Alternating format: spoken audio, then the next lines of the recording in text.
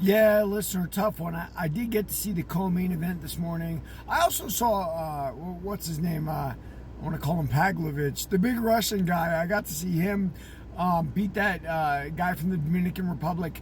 But my dog knows what day it is, and she wants to go walking, and she was all over me, so I didn't get to see the main event.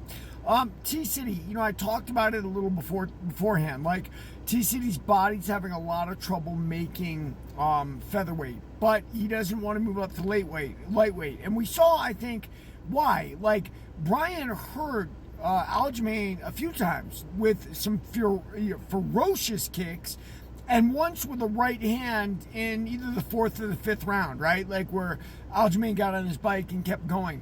And he doesn't want to give up that power advantage that he has at 145. That having been said, his body can't keep up, right? He can't drop the weight anymore. That's why this is a catch weight.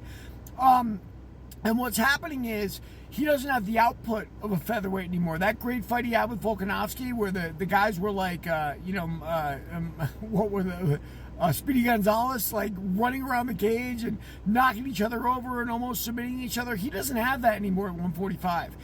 He might have some of that at 155, but he's not going to have that power advantage he has, and I'm sure he's loath to give it up. Who wouldn't be, right? Like, everybody likes hurting people when they punch, and when they can't hurt people anymore, you lose a part of your game. It's why so many people have a hard time getting off performance-enhancing drugs. They're used to that little edge it gives them in speed and power and in a number of things. So anyway, I think Ortega fought pretty well. That having been said, Aljamain dominated the fight. Let's talk about the should have been knockout. Like, I think it was the second round. Aljamain actually hit Ortega with an inside hammer fist. This is a really obscure karate technique that isn't even used much in karate tournaments, but has been revived in MMA, mostly for ground and pound, right? Like this inside of your hand, not a hammer fist, but the other side of your head where your thumb is, to hit them in the side of the head. Now, very rarely does anyone do this standing up. It's more like kind of a quasi-straight, quasi-overhand right that you throw, and it turns into an inside hammer. And the knuckle got Brian in the eye. And he thought, I've been eye poked. No, you weren't eye poked. You were knocked out. But listen, Aljamain took it well. He let Brian recover. The judge, the referee, he was like, dude, that was a punch. You got to keep going.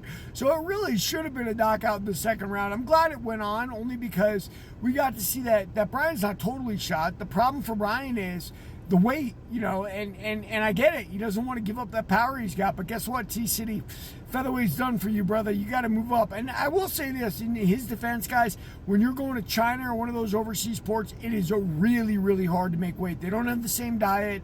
They don't have the same things. Everything's unfamiliar. So, yeah, anyway, there it is. Everybody, like and subscribe my channel. Bye.